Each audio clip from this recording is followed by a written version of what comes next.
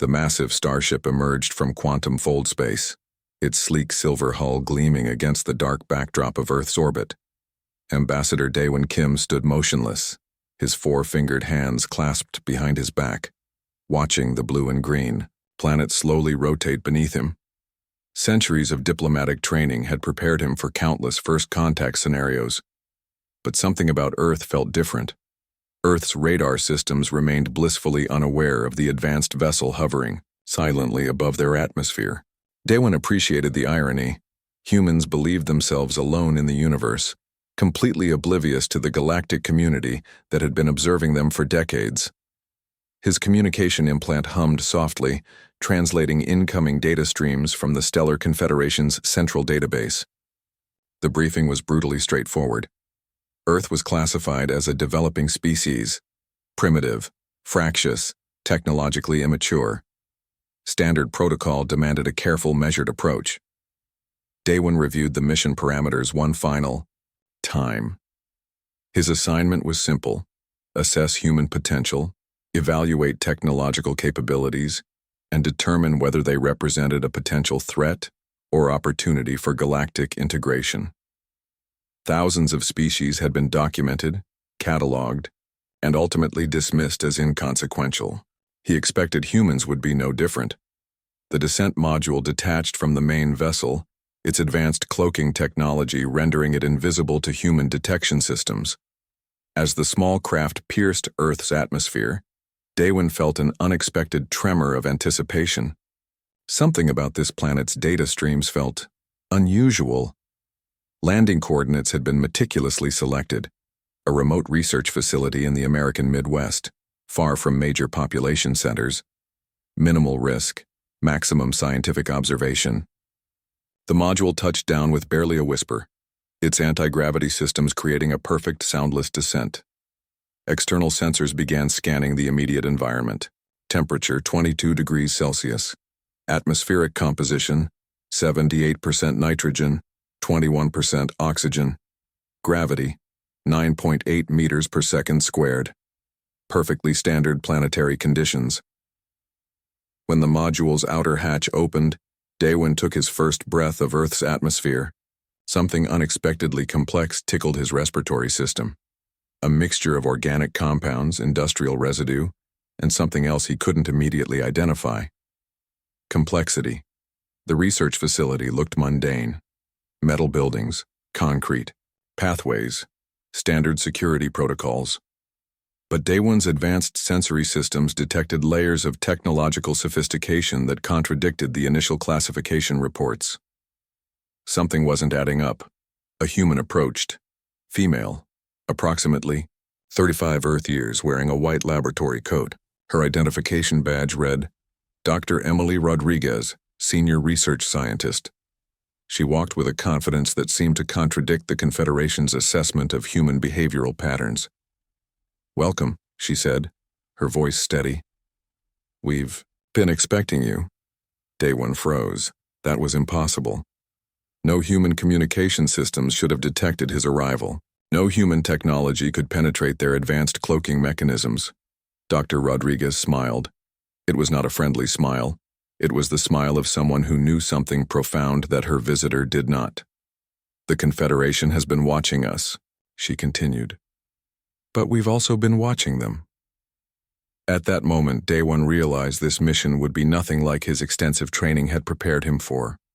Humans were not what the reports suggested. They were something else entirely. His first report would need significant revisions. In the distance, complex radio signals danced across electromagnetic spectrums. Satellite networks hummed with activity. Millions of interconnected systems pulsed. With an energy that defied simple categorization, Earth was waiting. And it was definitely not what anyone had expected. The first contact had begun. And nothing would ever be the same again.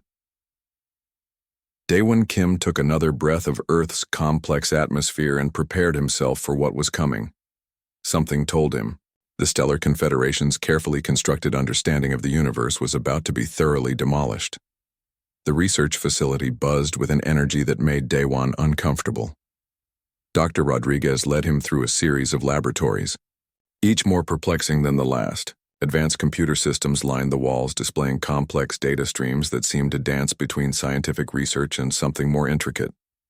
"We know more than you think," she said casually, her fingers dancing across a holographic interface that shouldn't have been possible with human technology. Daywin's translation implant struggled to process the rapid flow of information. Within hours, contradictions began mounting. Human technological achievements defied every standard classification in the Stellar Confederation's database. Their medical research showed solutions to genetic problems that had stumped advanced civilizations for centuries. Their understanding of quantum mechanics suggested a level of scientific thinking that was completely unexpected. A young researcher named David Chen approached with a datapad. "Ambassador," he said, "I think you'll want to see this."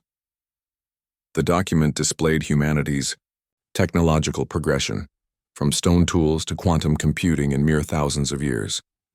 Most galactic species took millions of years to achieve similar advancements. Daywin's communication implant began sending warning signals. The data didn't make sense. Humans were developing technologies that should have been impossible for their developmental stage.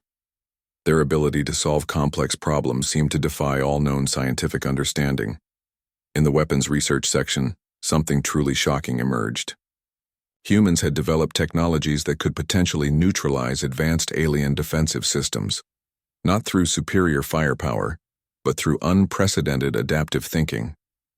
They didn't just create weapons, they created solutions that made traditional warfare concepts obsolete. A brief presentation on human conflict history left Daywin speechless.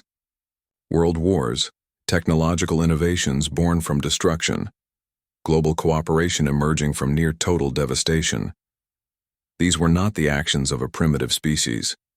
These were the movements of a civilization that could transform challenge into opportunity. Dr. Rodriguez watched him carefully. "Surprised?" she asked, a hint of amusement in her voice. The communication systems in the facility were another shock. Quantum encryption methods that should have been decades beyond human capability were being used casually. Their internet, a global information network, demonstrated a level of interconnectivity that rivaled advanced galactic communication systems. Medical research showed something even more extraordinary. Humans were not just treating diseases, they were reimagining the entire concept of biological limitation. Genetic research suggested they were on the verge of controlling their own evolutionary path. "We're not what your report suggested," David said quietly. "We're something else entirely." Daywin realized his entire mission was unraveling. The Stellar Confederation's carefully constructed understanding of humanity was completely wrong. These were not a primitive species waiting to be guided. These were potential equals, or something even more dangerous. A massive screen displayed global satellite data, millions of interconnected systems, a planetary network that pulsed with an almost living energy. Humans had created a global nervous system without even realizing its true potential. Space exploration data revealed another shocking truth. Despite limited resources, humans had already sent probes beyond their solar system. Their Mars exploration plans showed a level of ambition that most advanced species would consider reckless or brilliant. By the end of the first day, Daywin's initial report was completely obsolete. Humans were not a species to be categorized or controlled. They were a force of nature, unpredictable, dynamic, and potentially transformative. As night fell over the research facility, Daywin looked out the window. Millions of lights from nearby cities created a complex pattern that seemed to mirror the intricate technological systems he had witnessed. Something fundamental was changing, and he was at the center of it. The Stellar Confederation would never believe his report, but he would make them understand.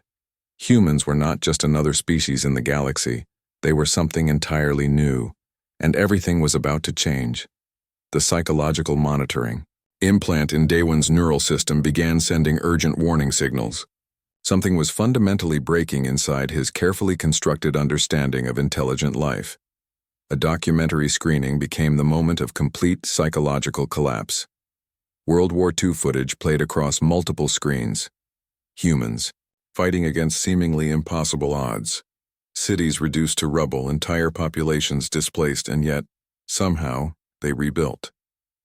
Not just rebuilt, but transformed their societies, created technological revolutions, and turned destruction into unprecedented progress.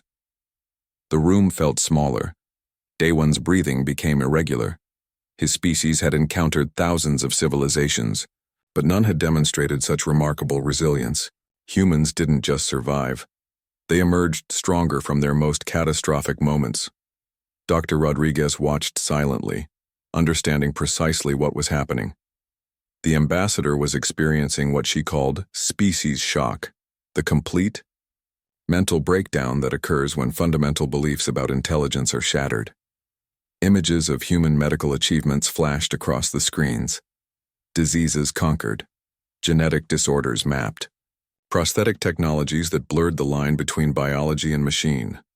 Each image was another hammer blow to Daywin's understanding of technological development. Your species calculates progress in linear patterns, David explained calmly. Humans operate differently. We transform challenges into opportunities.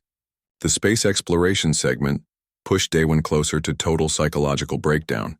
Humans had landed on their moon using technology that was essentially primitive by galactic standards. They had done this with computer systems less powerful than a standard communication device in his civilization. Quantum computing demonstrations revealed something even more terrifying. Human researchers were developing computational models that challenged fundamental physics. They weren't just learning, they were reimagining the very principles of scientific understanding. Daywin's communication implant began to malfunction. Too much information, too many contradictions. The human capacity for innovation was creating a mental feedback loop that his neural systems couldn't process. A video about human medical volunteers fighting global pandemics showed something truly extraordinary. Individuals risking their lives to save complete strangers. Not for reward, not for strategic advantage, simply because it was the right thing to do. We don't just survive, David said quietly. We choose to be better. The ambassador's hands began to shake. His entire understanding of intelligent life was collapsing. Humans weren't just a species.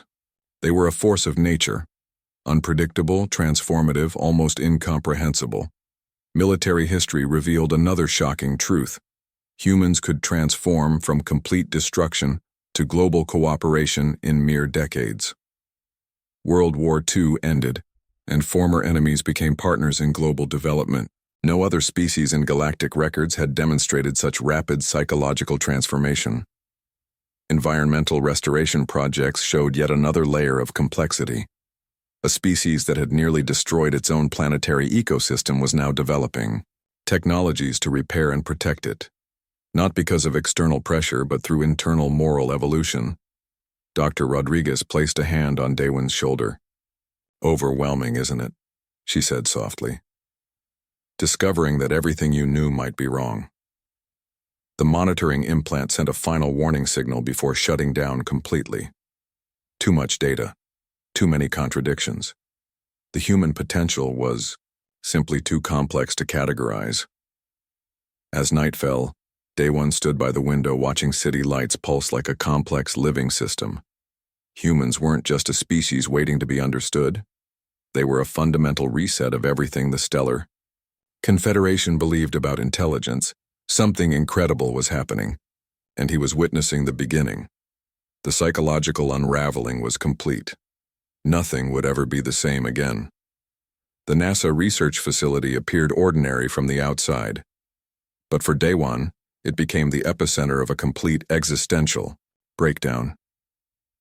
Standing in the massive assembly hall surrounded by schematics of space exploration vehicles, the ambassador realized humans were fundamentally different. They didn't just explore space, they dreamed it. Their technological progression defied every known galactic understanding of species development. A retired astronaut named Michael Thompson began explaining lunar landing details. Each word was another hammer blow to Daywin's comprehensive understanding of intelligent civilizations. Humans had reached their moon using computer systems less powerful than a standard communication device in his civilization. They calculated complex mathematical trajectories with mechanical calculators that would be considered museum pieces elsewhere. "We didn't just go to the moon," Michael said, his weathered hands gesturing passionately. "We went because we believed we could." The concept was revolutionary. Most galactic species calculated risks. Humans calculated possibilities. Quantum physics research sections revealed something even more terrifying. Human scientists were developing computational models that challenged fundamental universal principles. They weren't just learning. They were reimagining scientific understanding itself. Daywin's neural implants began experiencing critical overload. Too much information. Too many contradictions. Environmental restoration projects showed another layer of unexpected complexity, i.e., species that had nearly destroyed its planetary ecosystem was now developing technologies to repair and protect it, not through external pressure but through internal moral evolution. "We understand we're part of a larger system," Dr. Rodriguez explained. "Not just observers, participants." Space exploration timelines became a shocking revelation. From first, powered flight to interplanetary probes in merely 60 years, a blink of an eye in galactic evolutionary terms. Most species took thousands of years to achieve similar progressions. Artificial intelligence development demonstrated another extraordinary capability. Humans were creating intelligent systems while simultaneously developing ethical frameworks to manage those systems. No other known civilization had approached technological development with such comprehensive moral consideration. A young researcher, named Emily, showed quantum computing prototypes that seemed to bend traditional understanding of computational limits. Her team was developing neural networks that could potentially solve problems considered impossible by most advanced civilizations. "We don't just solve problems," she said. "We reimagine what's possible." Genetic research sections revealed humans were on the verge of controlling their own evolutionary path. They weren't just adapting to environments. They were preparing to shape environments according to their vision. Michael shared stories of human survival, medical volunteers fighting global pandemics, engineers rebuilding cities after massive disasters, scientists developing solutions under extreme limitations. Each narrative challenged fundamental assumptions about species resilience. Daywin's psychological monitoring systems were experiencing complete breakdown. The human potential was simply too complex to categorize. Looking through massive observatory windows watching complex satellite networks dance across Earth's atmosphere, the ambassador understood something profound. Humans weren't just another species waiting to be understood. They were a fundamental reset of everything the Stellar Confederation believed about intelligent life. "We're not perfect," Dr. Rodriguez said quietly, "but we're always trying to be better." Those words became the most revolutionary statement Daywin had ever heard. The existential revelation was complete. Humans weren't just a civilization. They were potential architects of a completely new understanding of universal intelligence. Something incredible was happening, and he was witnessing its beginning. The galaxy would never be the same again. The communication chamber was silent as Daywin prepared his report for the Stellar Confederation. His neural implants trembled with the weight of unprecedented information. This was not going to be a standard diplomatic submission. Dr. Rodriguez watched quietly as he compiled the data. Every sentence challenged hundreds of years of galactic bureaucratic understanding. Humans were not just another species to be categorized. They were a quantum anomaly that defied conventional classification.